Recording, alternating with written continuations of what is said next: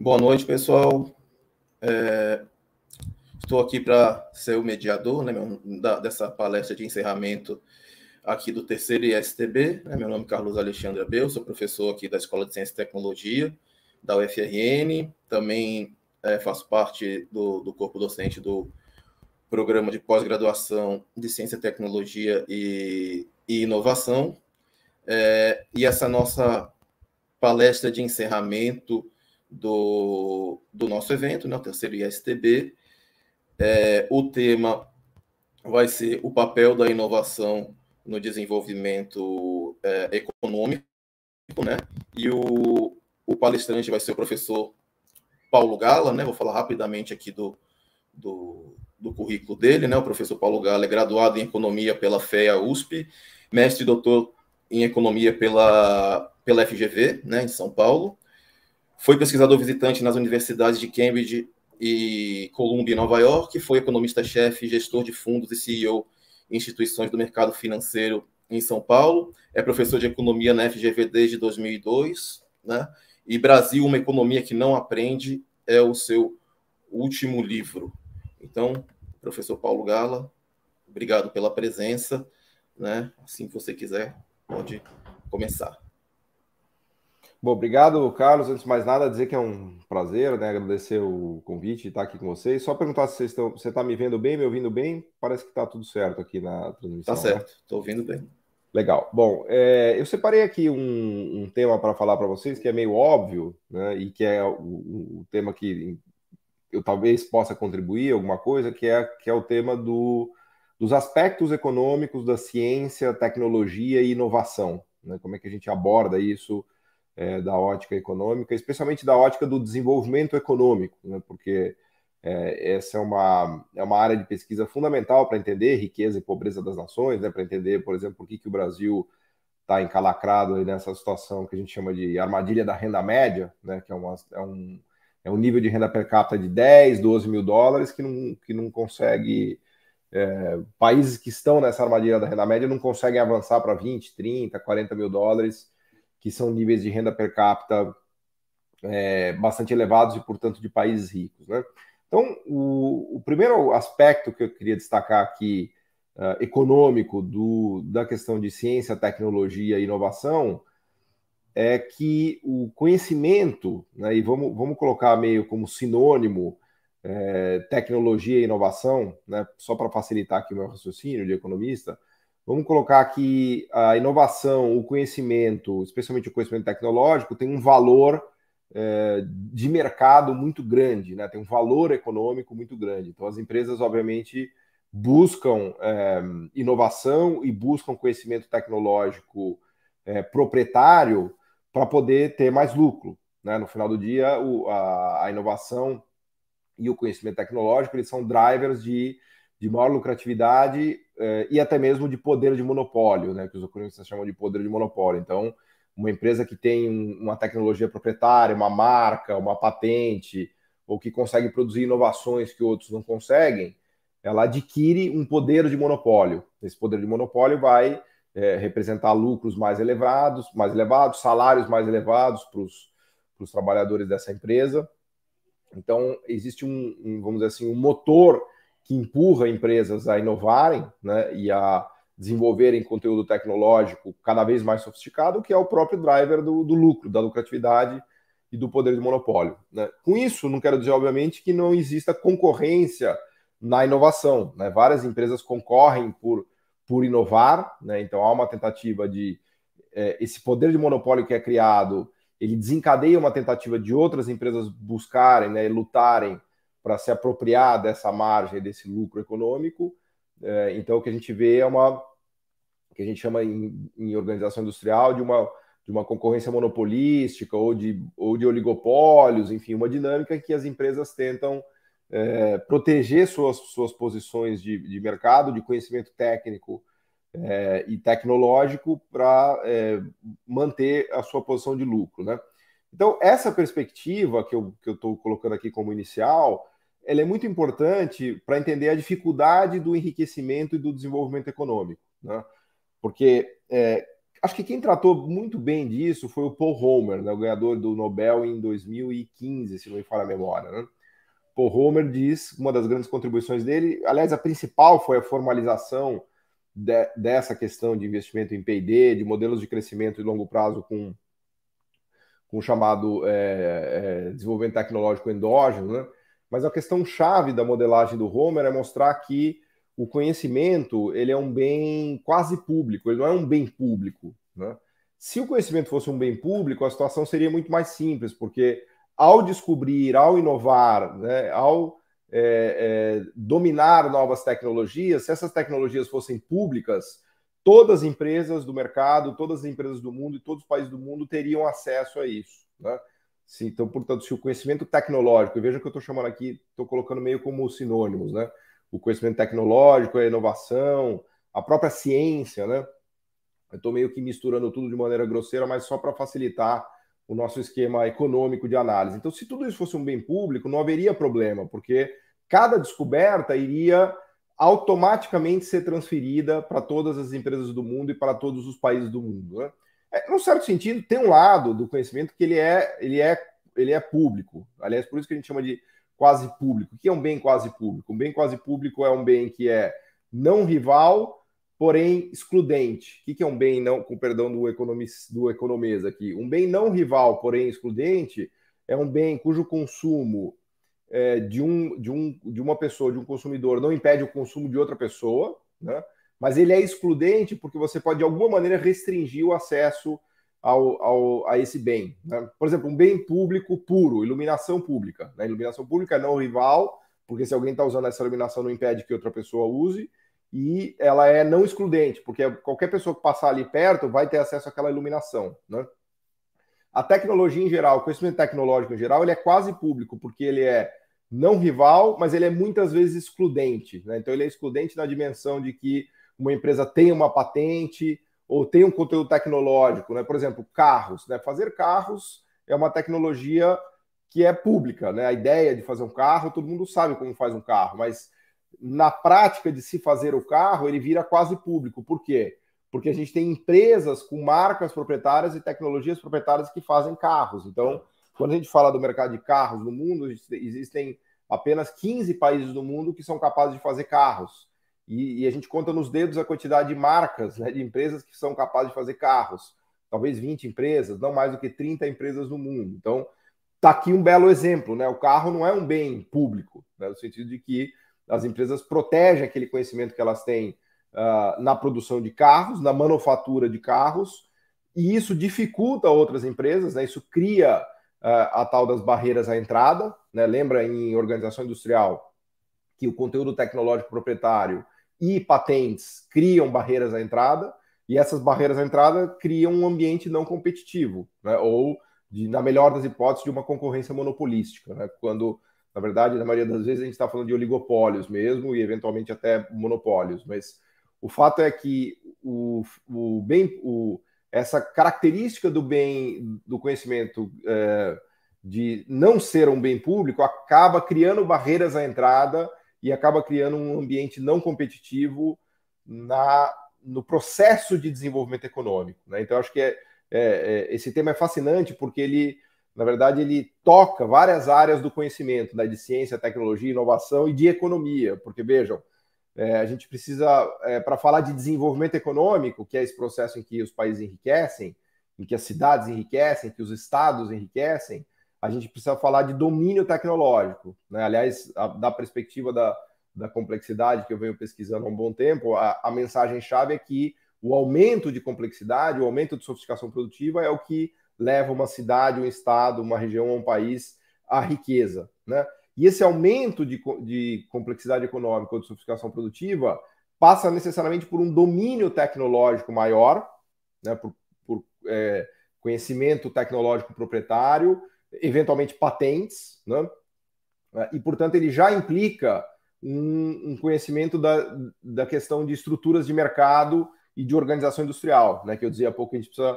Esse tema da ciência e tecnologia é muito legal porque ele toca várias áreas do saber, né? Então, não dá para você estudar desenvolvimento econômico e enriquecimento dos países desta perspectiva de complexidade, de ciência, tecnologia e inovação, sem também tratar dos temas da concentração industrial, da organização industrial, de barreiras à entrada, de economias de escala e economias de escopo, né? São todos esses temas tratados lá na chamada microeconomia 2, né? Pelo menos na minha época era micro 2, mas no que se conhece em geral como microeconomia da organização industrial.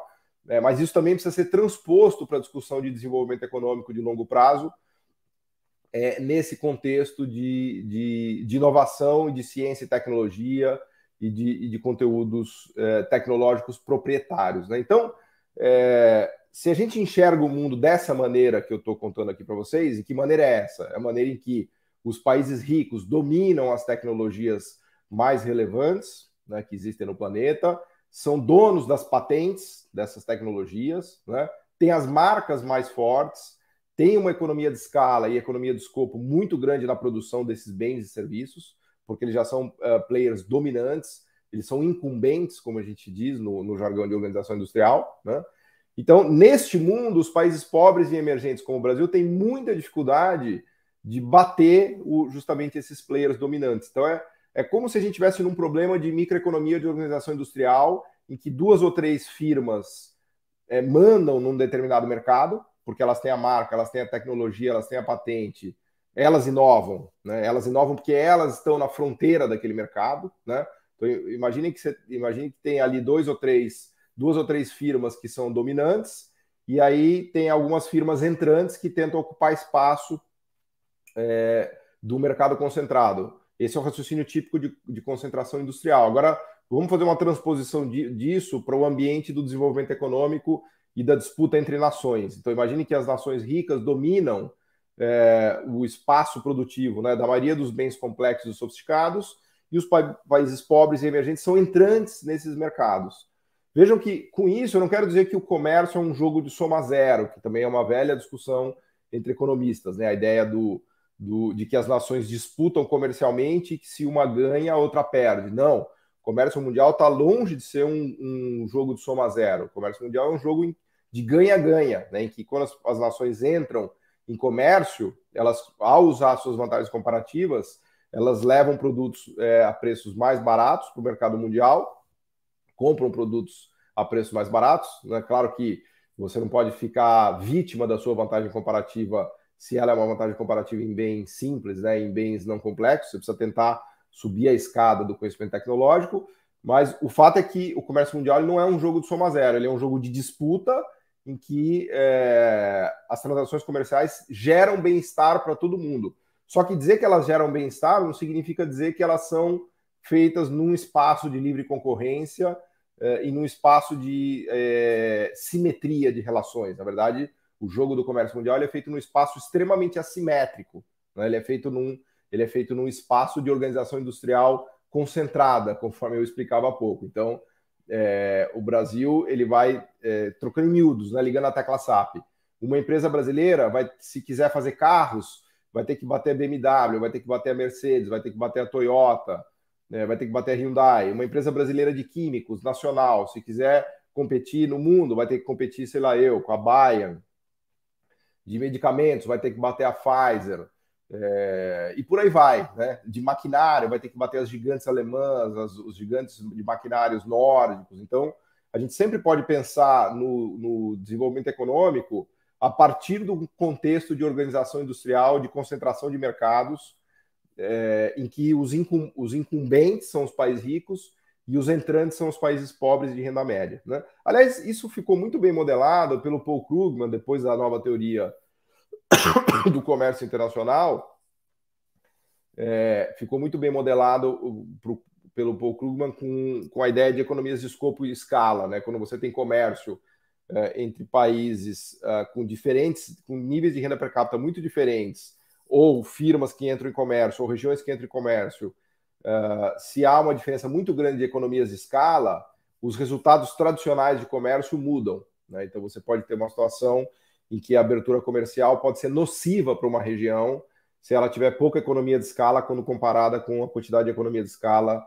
existente na região, né, nessa região outra que ela está sendo agora exposta, né? Então, um pouco a formalização da nova teoria do comércio do Krugman, especialmente a modelagem com economias de escala, ajuda a demonstrar isso que eu estou falando de maneira bastante clara, né? Ou seja, a assimetria que existe na integração comercial de países com muita escala e países com pouca escala, né? É claro que o jogo da escala ali é legal naqueles modelos porque fica a matemática toda bonitinha, tudo legalzinho, mas a gente pode pensar não só em economia de escala, a gente pode pensar economia de escala e escopo em geral, né? Mas a gente pode pensar em patentes, em conteúdo tecnológico proprietário, em diferenciação de marcas e produtos. Então, se um país que tem muitas empresas, que tem marcas proprietárias, né, diferenciação de produto por marcas, muita economia de escala e escopo, muita patente, muito conteúdo tecnológico proprietário, quando esse país entra em comércio com um país pobre ou emergente que não tem nada disso do que eu estou falando, é evidente que há uma simetria muito favorável para o país que tem esse conteúdo tecnológico, né? Pensa numa Alemanha fazendo comércio com o Brasil, né? Quando a Alemanha faz comércio com o Brasil, o que fala mais alto é o quê? Todas as marcas alemãs, toda a tecnologia alemã, o maquinário, o know-how, a economia de escala, escopo e assim por diante. O Brasil acaba ficando limitado a vantagens comparativas muito pobres do ponto de vista de conteúdo tecnológico. Então, o Brasil, na melhor das hipóteses, vai vender para a Alemanha café, vai vender soja, vai vender, sei lá, minério de ferro, açúcar, né? Ele não vai conseguir vender produtos industriais para a Alemanha, porque existe uma assimetria tamanha, né, de diferença de conteúdo e de know-how produtivo de Brasil e Alemanha que é como se, eu costumo brincar que é como se você colocasse um peso pena para lutar boxe com um peso pesado, um Mike Tyson, né? Então a Alemanha é o Mike Tyson, é esse peso pesado, e o Brasil é um peso pena. Então o resultado esperado de uma luta dessas é o quê? É uma surra, né? A gente sempre vai tomar uma surra, né? Então, no final do dia, quando a gente fala de ciência, tecnologia e inovação, a gente está falando de desenvolvimento econômico. O desenvolvimento econômico nada mais é do que o domínio de ciência, tecnologia e inovação, né? Os países da fronteira de ciência, tecnologia e inovação são os países mais ricos do mundo, né? Reparem, quem são os países mais pobres do mundo?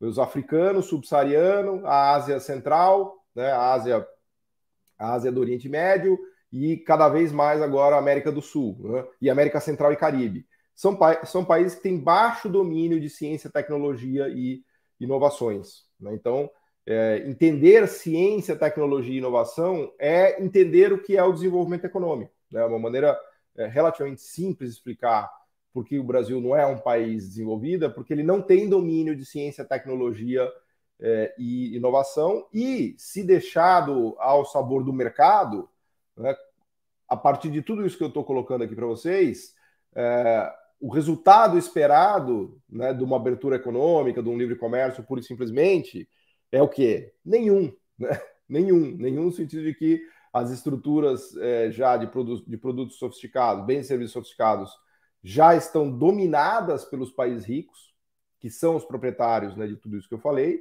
Então, quando você abre uma economia, né, pobre e emergente e coloca ela exposta numa luta comercial, né, num confronto comercial contra esses países ricos, as chances são mínimas, né? E aí que aparece nessa história toda o papel do Estado, né? O papel do Estado fazendo política industrial, fazendo políticas públicas, não é outro senão ajudar as empresas pobres, de países pobres e emergentes, a subir essa tal da escala tecnológica e conseguir brigar de igual para igual com as empresas dos países ricos, né? Então, só é possível pensar em desenvolvimento econômico de país pobre e emergente, obviamente, né, dentro dessa perspectiva que eu coloco para vocês, usando política industrial e usando o Estado, né? O Estado que vai tentar nivelar um pouco esse campo de jogo para que as empresas de países pobres possam jogar futebol de igual para igual com os países ricos, né? Lembra da Alemanha e do Brasil?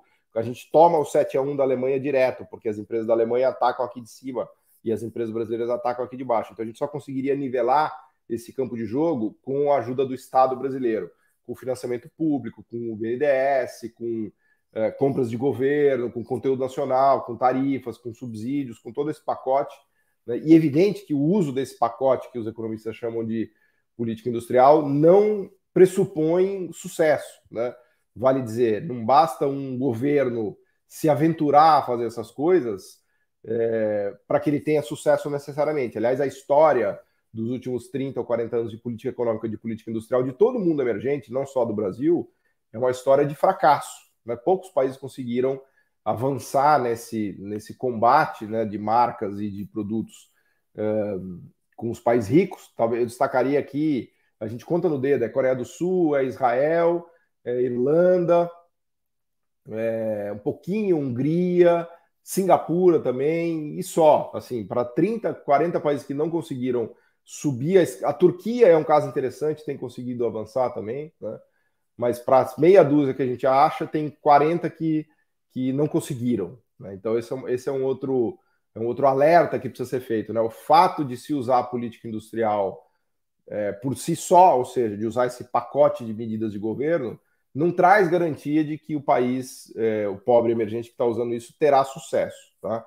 Os exemplos de sucesso que a gente tem, todos aqui que eu dei para vocês, foram muito calcados em política industrial pesada. Né? É o caso da Coreia do Sul, é o caso de Singapura, é o caso de Israel, com a ajuda do Estado de Israel, especialmente na parte bélica e na parte de inovação. Né? Israel ficou conhecido como Startup Nation, né?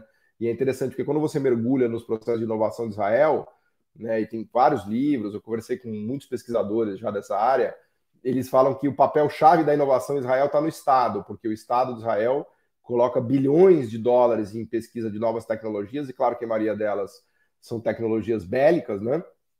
E depois que elas se provam tecnologias de sucesso, aí os VCs, os Venture Capital, entram para colocar dinheiro em coisas que já se provaram corretas. Né? Posso dar vários exemplos para vocês aqui. O Waze, a tecnologia do Waze que a gente usa muito é um exemplo.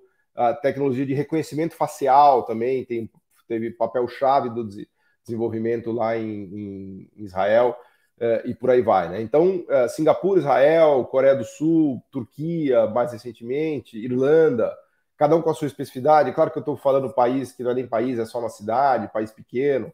Coreia, certamente, é o grande exemplo, né, de um país que era bastante pobre ainda nos 50, nos 60, e hoje está entre os 5 mais sofisticados do mundo.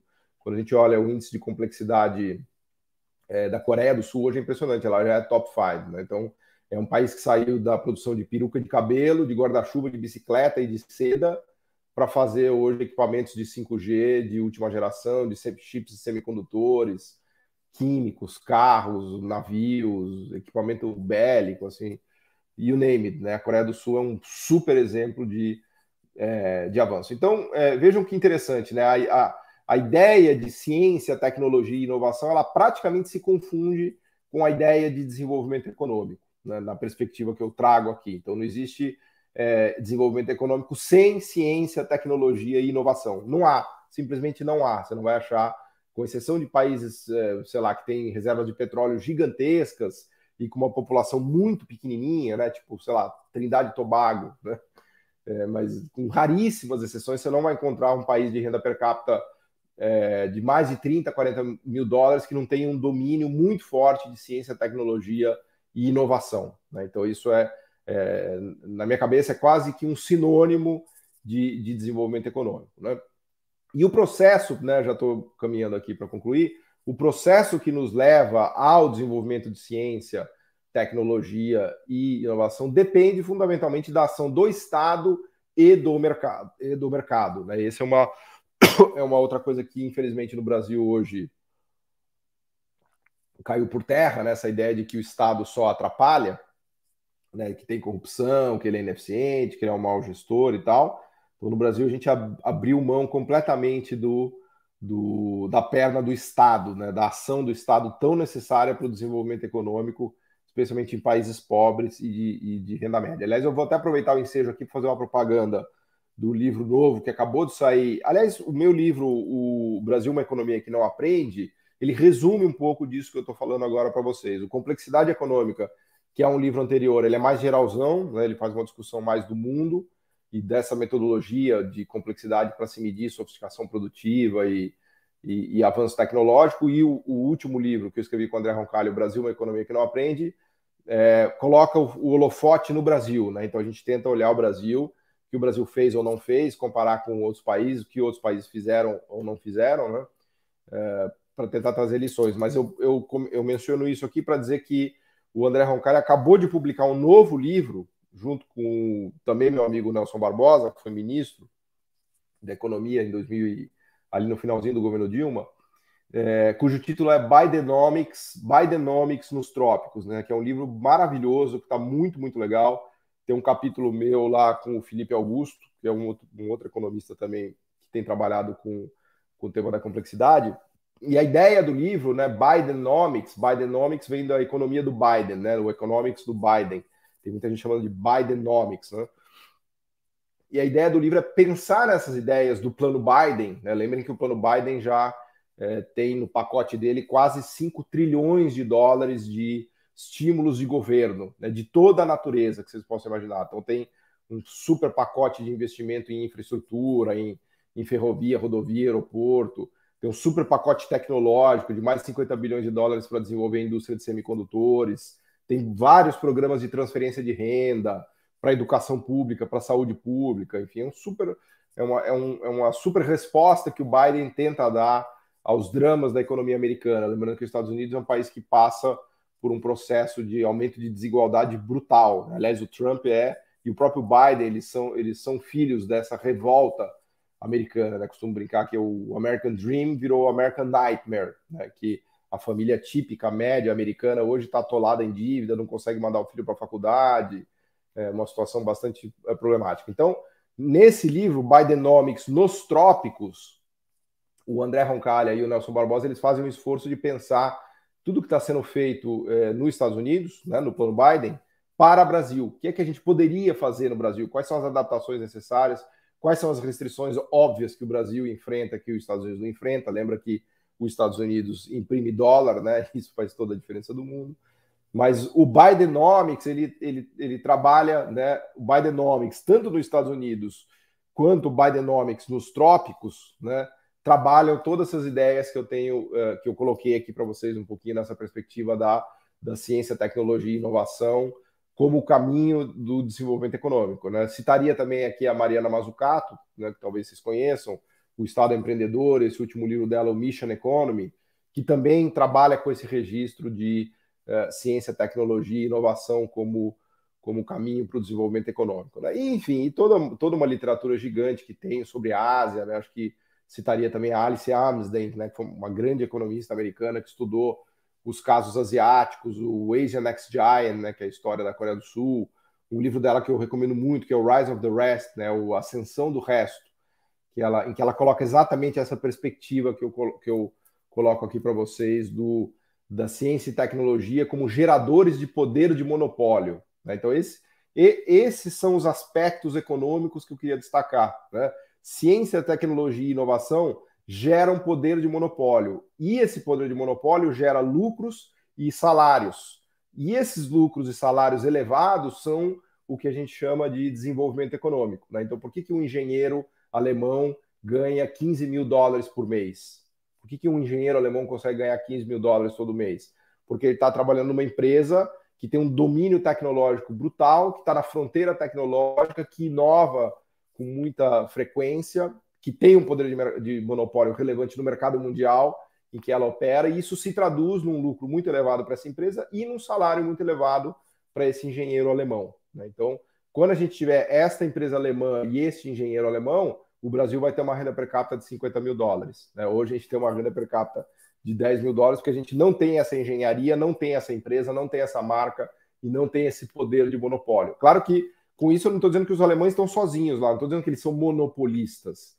Eu estou dizendo que eles têm um poder de monopólio que confere, no jargão do economês, um poder de markup mais elevado, só que eles estão sofrendo ataque dos americanos, dos japoneses, dos chineses, então eles estão pulando miudinho ali. A vida do alemão também não está fácil, né? Porque tem os chineses contestando esse mercado, esse poder de monopólio, os americanos, os japoneses, né? Então há uma disputa ali acirrada, né?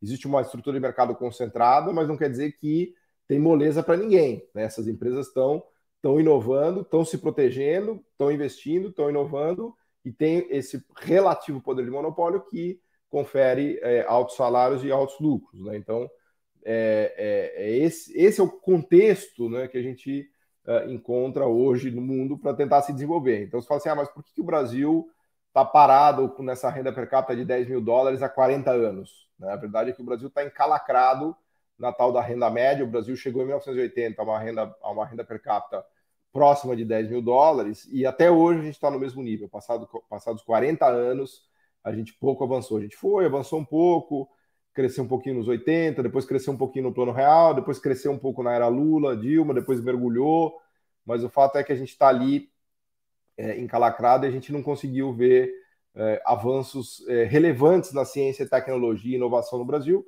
Com isso, não quero, obviamente, esquecer as nossas exceções, né? A Embraer, uma WEG, uma Marco Polo. A gente tem empresas realmente fantásticas. O problema é que elas são, você conta no dedo também que empresas são essas que dominam, que têm domínio de fronteira tecnológica no Brasil. A gente precisaria ter milhares dessas empresas, né? Que é o caso de países ricos, né? É o caso dos nórdicos, é o caso dos Estados Unidos, é o caso da Alemanha, é o caso do Japão, da Ásia do Leste, né? E assim por diante, né? Então, era mais ou menos essa mensagem que eu queria passar aqui para vocês, nesses 30 minutos, olhar os aspectos econômicos da ciência, da tecnologia e da inovação, né? Porque eu acho que é chave. Não adianta a gente só discutir inovação, só discutir ciência e tecnologia, sem olhar a economia por trás disso, a economia que fundamenta isso, né? Quais são os mecanismos, a dinâmica de se ganhar dinheiro, perder dinheiro, de se investir e assim por diante. Então, eu concluo aqui, sendo rigoroso aqui nos meus 30 minutos, aí devolvo a palavra para vocês. Aí, se vocês quiserem, a gente pode conversar um pouco, enfim, se vocês têm dúvidas, questões, também eu estou aqui à disposição de vocês. Obrigado. Obrigado, Paulo. Excelente apresentação. É um tema extremamente relevante, né? De uma forma geral, especificamente aqui para a nossa graduação e mestrado, né? Que a gente tem aqui em Ciência, Tecnologia e Inovação.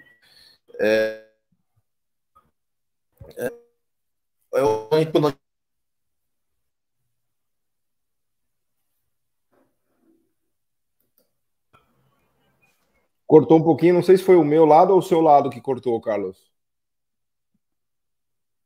Quando fala a nível de país, né? Os principais exemplos, você colocou vários. E no nosso contexto aqui, a gente pode fazer também uma análise dentro do problema do Brasil, Rio Grande do Norte, se o Brasil tem problemas de complexidade econômica, a gente, Rio Grande do Norte, onde nossa principal, acho que ainda nossa principal pauta produtiva, né? Eu já vi na internet aqueles mapinhas de qual é o principal produto, acho que você até que já colocou, o principal produto de cada estado, no nosso caso aqui, acho que é melão ainda. Então, dentro desse contexto, a nível estadual, a gente está numa situação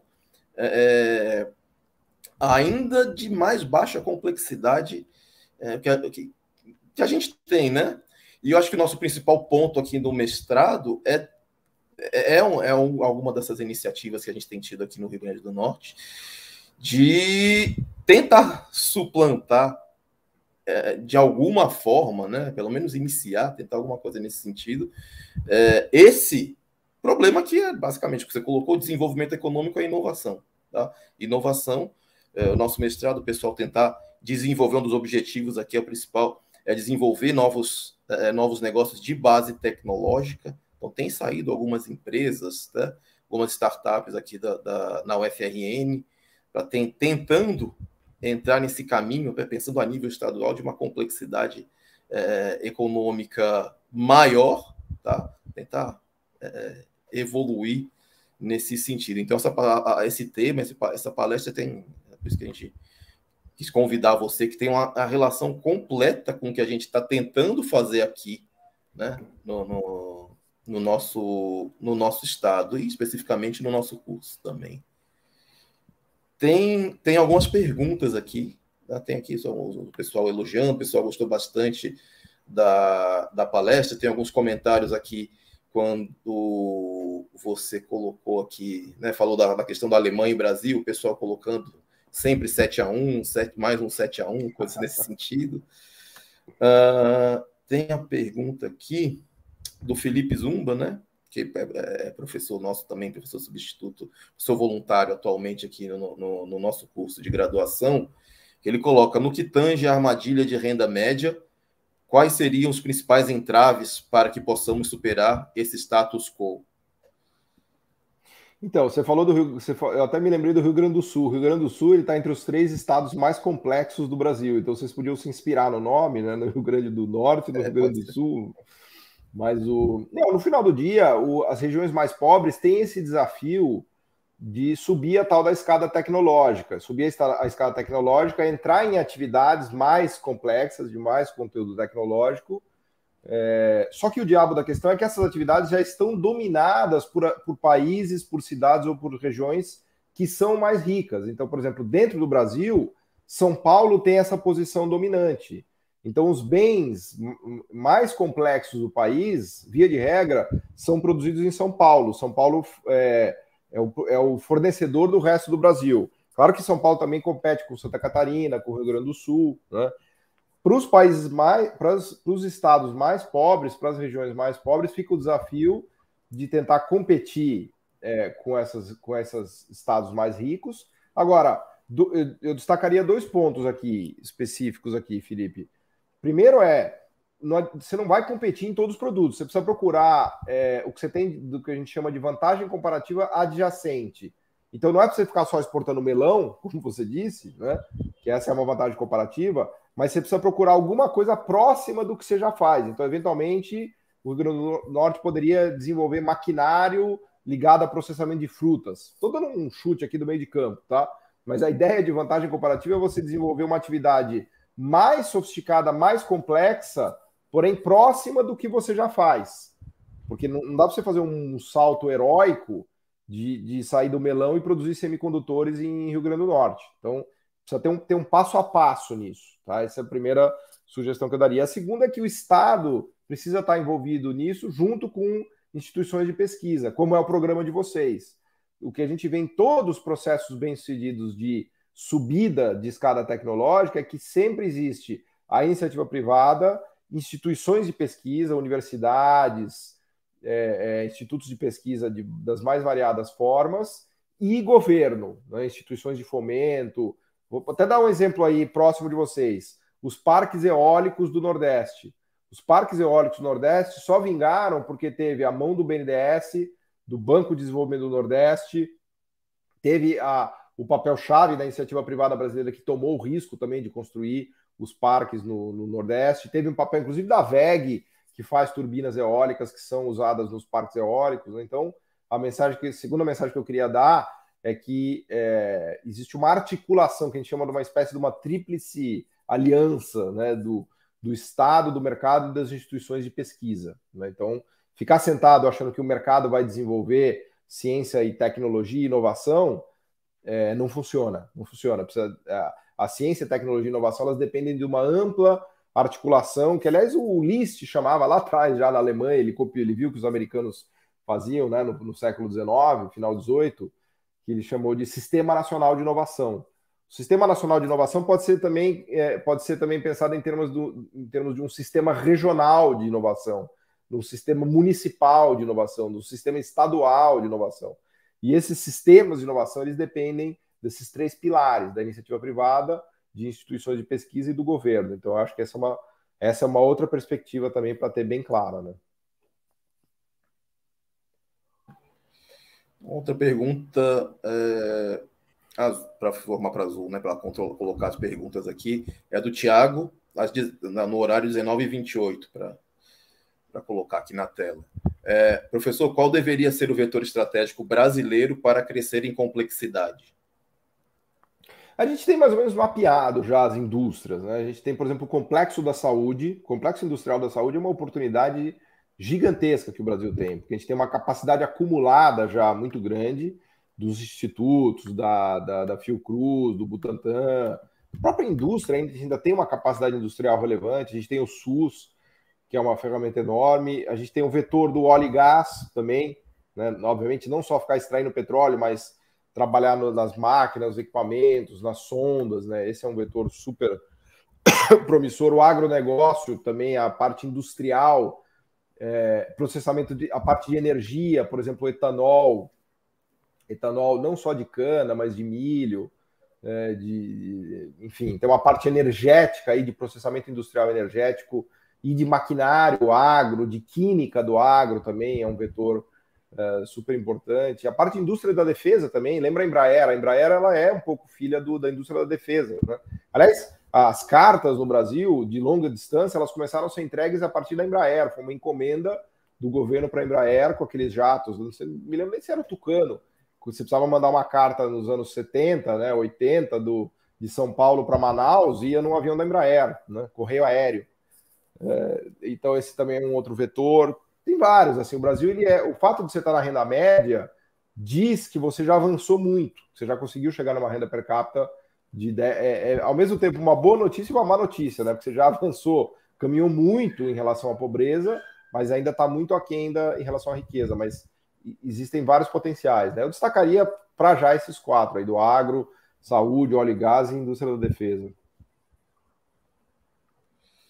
Mais uma pergunta do Felipe.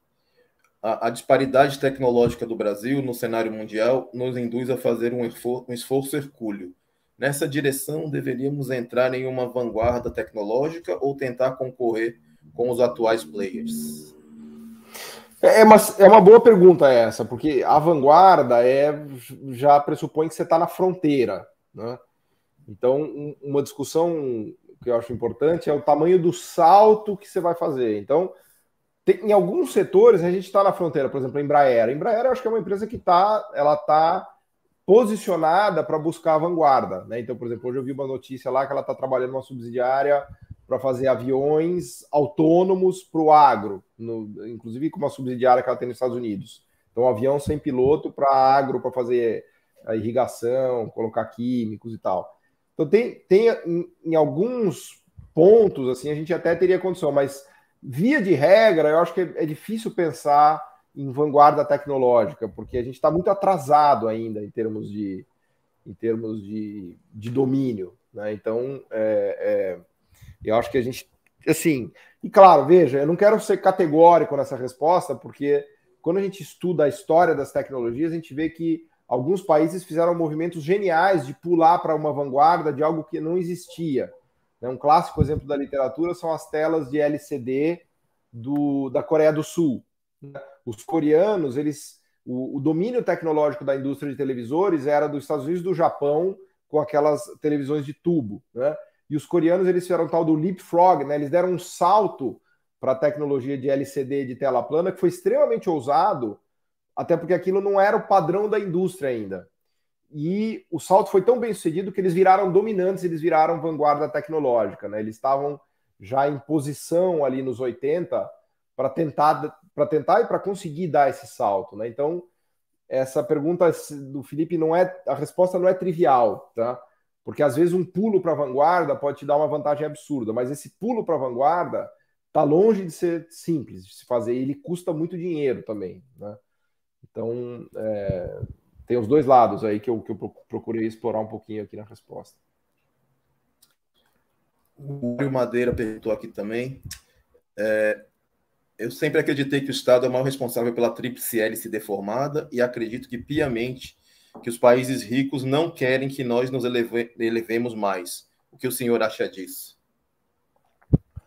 É uma competição, é uma luta, né? Então, eu acho que assim, talvez você nem ache de maneira tão explícita governos de países ricos dizendo que não querem que os países pobres compitam com eles, mas certamente no interior de cada empresa de países ricos você vai encontrar a grande maioria dos executivos dizendo e querendo que os pobres não compitam com eles, porque costumo brincar do leão come carne, é da lógica empresarial que você dificulte a vida do seu concorrente, né? É importante colocar o desenvolvimento econômico entre nações, de novo, não quero dizer que é um jogo de soma zero, mas é um jogo de competição dura, né, em que os players dominantes eles vão fazer de tudo para que você não chegue lá, porque se você chegar lá, vai ter que dividir o lucro com eles. Então, no fundo, é uma luta por preservação de poder de mercado, por poder de monopólio e por lucro, né? No final do dia é isso, né? Aquele livro Chutando a Escada, né? Ele toca bastante nesse Exato, ponto, né? Desde o título, né? O título já, Chutando a Escada já... Que, aliás, é uma expressão do List, né? Do Friedrich List, que ele usou essa expressão chutar a escada, né? Que os países ricos chutavam a escada dos países pobres, né?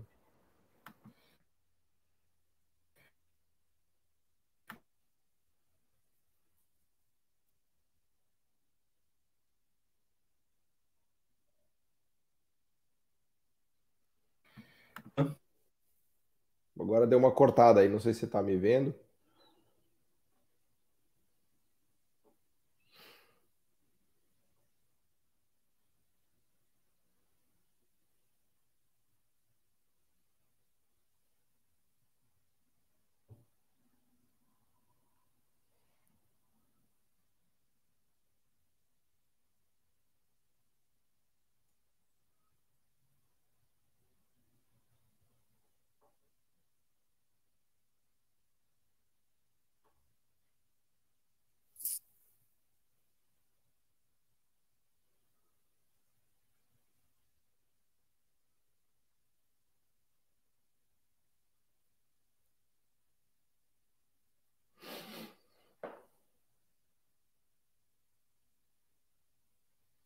Eu acho que é o sinal, eu acho que é o seu sinal que está fraco aqui no meu.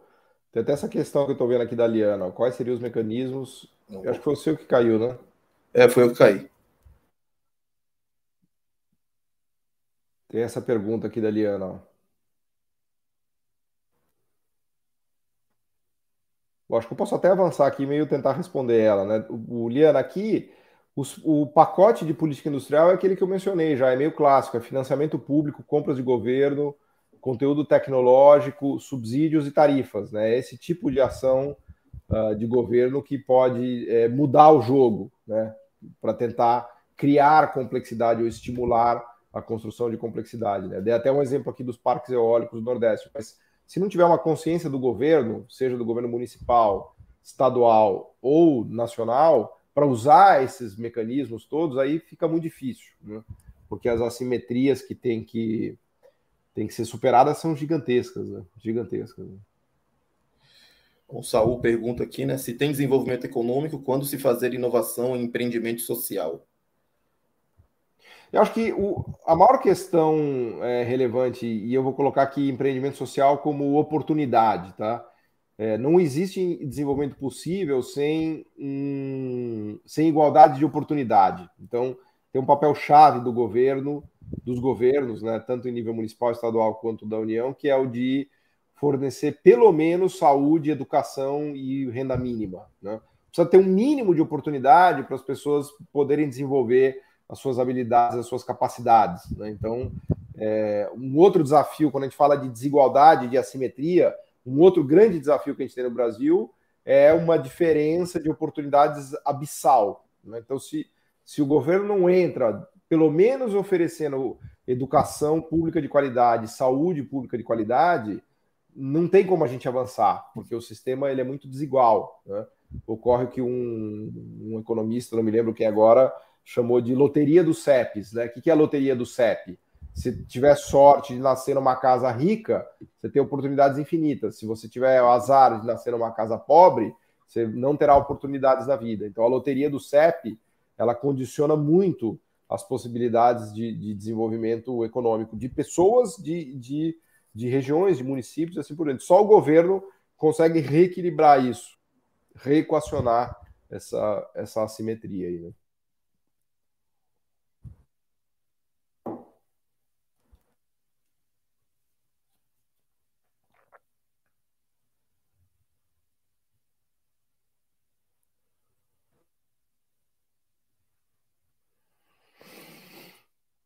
Agora, aqui, zonas industriais para criar um desenvolvimento de complexidade. Eu acho a ideia de zonas industriais é boa. Né? A gente tem zonas industriais no Brasil, isso funciona, tem algumas regiões que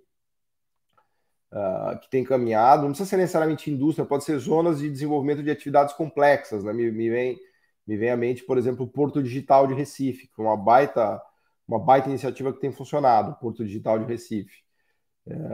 A China usou muito essas zonas industriais e de exportação. Né? Inclusive, lá tinha o ponto de ser uma zona industrial voltada para o mercado mundial, que também obriga os produtores, as empresas que estão ali a conquistar mercado no mundo. Né? Isso é uma bela baliza também de competência. Né? Então, Eu acho que sim, é um caminho. Eu acho que essas zonas industriais, especialmente voltadas à exportação, né?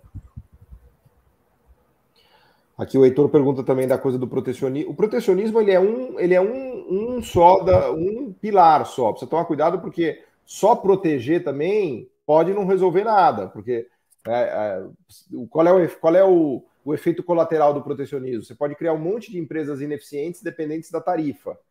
Então, o ponto não é proteger apenas, o ponto é dar uma proteção temporária para que a empresa possa se graduar, se sofisticar, para daí poder concorrer sozinha. Né? Então, por isso que a gente tem que pensar num pacote, né, de subsídio, de compras públicas, de financiamento, de tudo isso. Tá? Não é só proteger por proteger. Né? Felipe, né? Até que ponto a política monetária, sobretudo a de crédito, Felipe, funciona como um freio para maximização? Já gastou sua cota de perguntas aí, viu, Felipe? Essa aqui é a última. Até que ponto a política monetária funciona como um freio? Então, a política monetária, ela, especialmente pela via da sobrevalorização cambial, ela atrapalha muito a complexidade, porque, e isso eu vou ter falado porque tem um ponto-chave. Quando a gente fala de complexidade, a gente está pensando principalmente no setor de manufaturas. Aliás, se você olhar a rede de patentes no mundo, hoje, praticamente 90% das patentes no mundo são patentes industriais, do setor de manufaturas.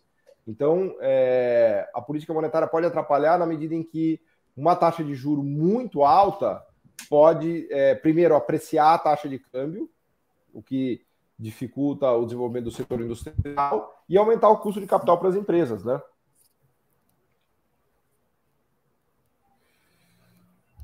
Bom, acho que essa foi sendo a última pergunta, né, que o pessoal tinha colocado aqui.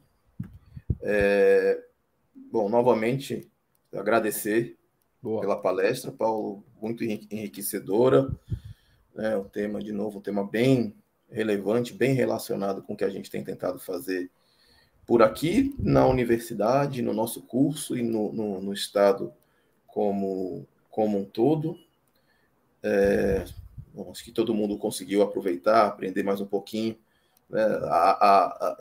Espero que vocês tenham prestado atenção, quem se interessou pelo tema, em algumas dicas de livro que o professor Paulo Gala colocou, né? Alguns livros dele, tem alguns, esse livro que saiu recentemente, o Binomics, vídeo que ele foi publicado também, deve ser bastante interessante nessa linha da questão da participação do Estado, desenvolvimento econômico, desenvolvimento de inovações, tá? Enfim, muito obrigado pela palestra. Espero que no futuro próximo o próximo evento que a gente fizer, espero que seja presencial e que a gente possa te convidar em breve aí para aí sim a gente ter um evento aqui presencial, você conhecer aqui o que a gente tem feito aqui por aqui. Obrigado. Legal, obrigado, gente. Foi um prazer. Conta comigo. Bom, pessoal,